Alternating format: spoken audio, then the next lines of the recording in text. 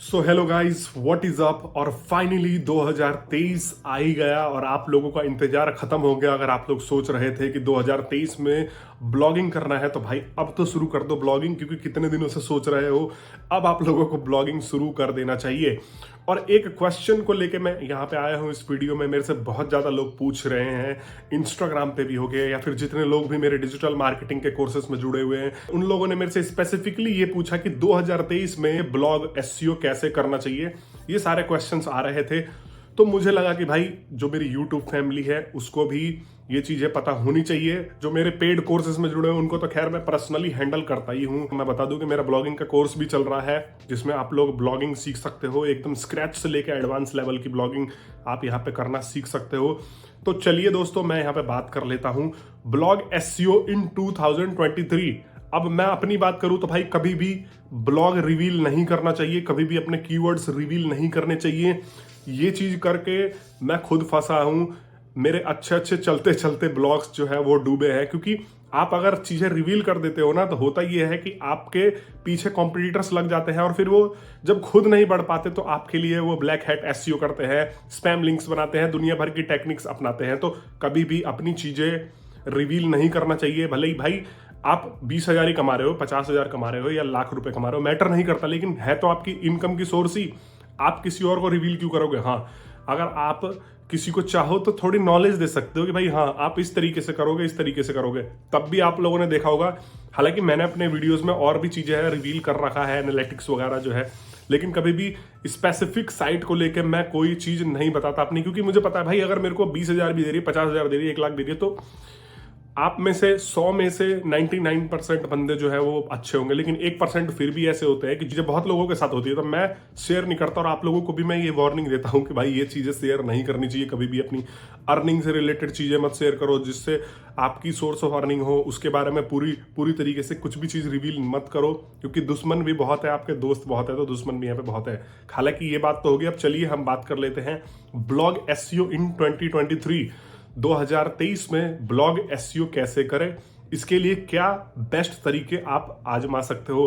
तो सबसे पहले दोस्तों, आप लोगों को किसी भी लो क्वालिटी लिंकिंग के चक्कर में नहीं पड़ना है। आप लोगों को ये नहीं सोचना कि अगर मैंने बैकलिंक ही बनाए तो ही मैं जो है 2023 में ब्लॉगिंग एसईओ में सक्सेसफुल हो पाऊंगा। नहीं, वो इसलिए नहीं हो पाओगे क्योंकि अगर आप बैकलिंक्स पे ही ध्यान देते हो तो कंटेंट आप लोग खराब करोगे। और कंटेंट किंग है तो बैकलिंक भी क्वीन है। मैं ये नहीं कह रहा हूं कि बैकलिंक मत बनाओ, लेकिन बैकलिंक के पीछे मत पड़ो, स्पैम मत करो बैकलिंक के चक्कर में, लो क्वालिटी लिंक्स मत लो।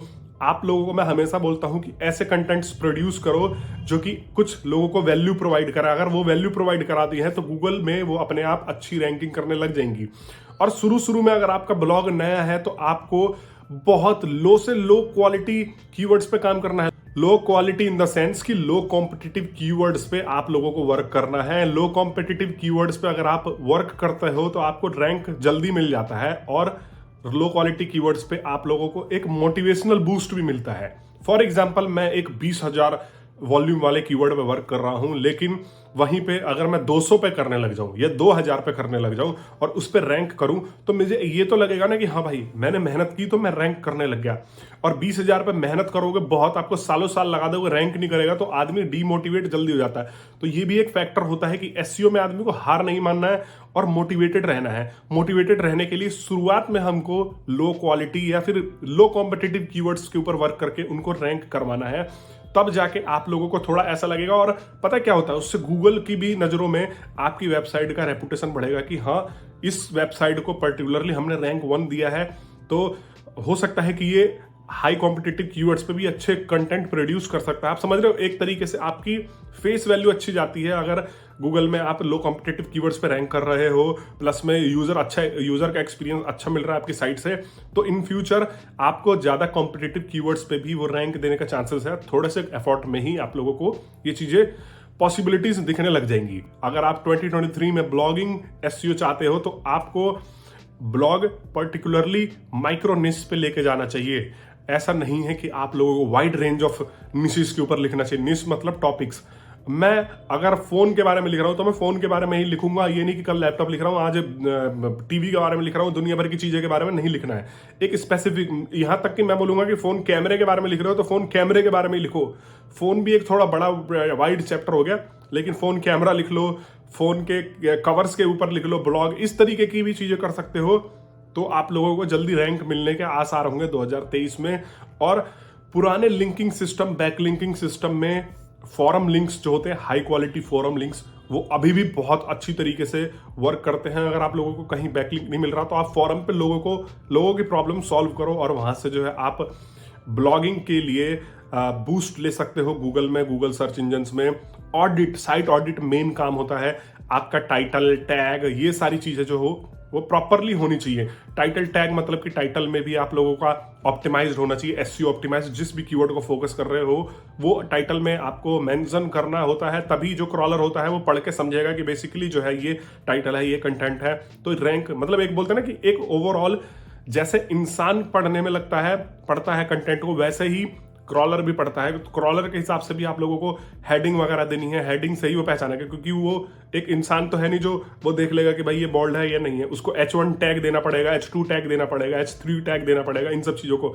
हेडिंग तो हमेशा वर्डप्रेस की साइट पे H1 ही होती है, उसके बाद जो होती है हेडिंग्स वो H2 होता है, फिर उसके बाद सब हेडिंग्स H3 होता है। इस तरीके से भी आप जो है वो रख सकते हो।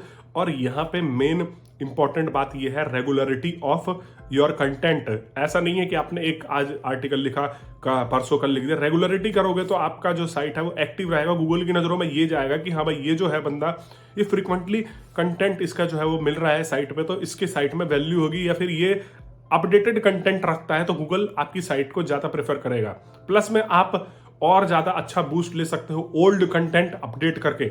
मैंने इतना देखा है 50% से भी, डबल से भी ज्यादा कभी कभी तो बूस्ट मिल जाता है जब भी आप ओल्ड कंटेंट को अपडेट करते हो। तो गूगल को लगता है कि ये पुराना कंटेंट था, अब इसमें इसने वैल्यू डाल दिया। तो जैसे ही वो गूगल को लगेगा कि इसने इस कंटेंट को वैल्यू दिया है, तो गूगल अपने आप उसको रिक्रॉल करेगा, और रिक्रॉल करेगा तो आपको हमेशा अच्छा रैंकिंग यहाँ पे देने की कोशिश करता है। स्पैम के लिए मत जाना भाई, स्पैम मत करना कि बल्क में, मतलब वैल्यू ऐड करना कंटेंट में सही में, तब जाके उस कंटेंट को ऐड करोगे तो रिक्रॉल होगी वो जल्दी, और रिक्रॉल होने के बाद आप लोगों को जो है वो अच्छा बूस्टअप देखने को मिलेगा। और भी बहुत सारे फैक्टर हैं, बट मेनली यही सारी चीजें आप लोगों को ध्यान रखना है। और ऐसा नहीं है कि आपको 2 दिन में रैंक मिल जाएगा या फिर 2 महीने में मिल जाएगा। आपको कंसिस्टेंट इस चीज में लगे रहना है और इस चीज में लग के वर्क करना है, तब जाके आप लोगों को बेनिफिट मिलेगा। तो आई होप दोस्तों आप लोगों को ये टिप्स एंड ट्रिक्स पसंद आए हो जो मैंने आप लोगों को शेयर किया हो। 2023 में आप किस तरीके का ब्लॉग खोलने की सोच रहे हो, अब मेरे को कमेंट बॉक्स में बताना। कोई भी क्वेश्चन हो तो आप मेरे को कमेंट बॉक्स में पूछ लेना, और इंस्टाग्राम पे फॉलो करना, ताकि मैं आप लोगों को पर्सनली मैसेज में भी असिस्ट कर सकूं। मैं बहुत सारे लोगों को करता ही रहता हूं, तो अगर आप लोगों को भी पर्सनली असिस्टेंस चाहिए या फिर किसी भी तरीके का कोई डाउट है तो आप मेरे को डायरेक्ट वहां मैसेज कर सकते हो। मैं मिलता हूं नेक्स्ट वीडियो में, तब तक के लिए आप सभी लोगों का बहुत बहुत धन्यवाद।